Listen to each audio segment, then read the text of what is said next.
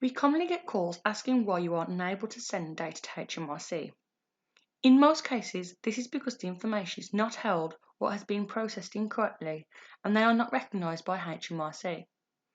In this short video, we will talk you through the setup process in more detail and highlight the most likely reasons for your error messages. The first stage is making sure that you have registered and set up your new employer correctly. If you go to Employer, General, here you will see the details that you have entered when you registered. Check that your business name and address is correct. Next, check that you have the correct HMRC Accounts Office reference. The number should contain 3 numbers, 2 letters, followed by 8 numbers. We have found that in the past, the HMRC will omit any leading zeros from the last 8 numbers from letters that they send you. However, it is a requirement of the validation process for the 8 numbers to be there with any leading zeros. Check that you have selected the right accounts office and that the sort code and account number are correct.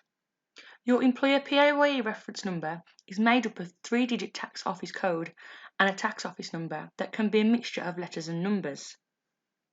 It is a requirement of HMRC that your employer tax reference number is made up of these 2 codes and that they are displayed in this format to enable HMRC to identify your company when you make online submissions. The tax office code and reference cause the most issues. You are likely to have multiple references for all different parts of the HMRC, but they are not linked or interchangeable. If this isn't correct, you will be unable to submit any data to HMRC. You can find details of your account and tax office reference by logging into the Government Gateway website.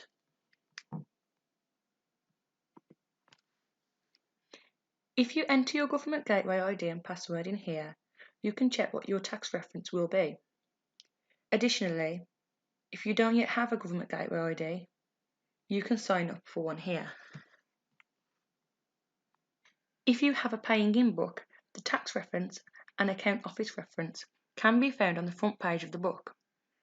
Once you are happy with the data held on this page, you will need to complete one more step to ensure that you are able to submit the data. Close this screen down.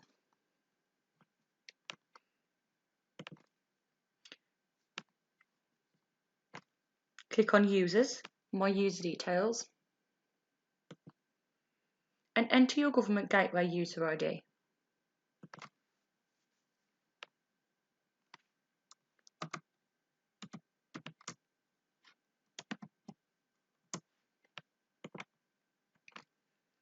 And your password.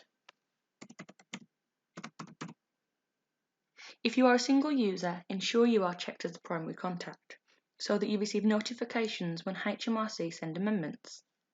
If you have multiple users, only one user should have this box ticked. Additional users will not require this. Update and close. Your payroll is now set up to send EPS and FPS submissions to HMRC at the end of each pay period.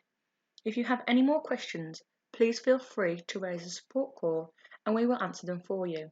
Thank you for watching.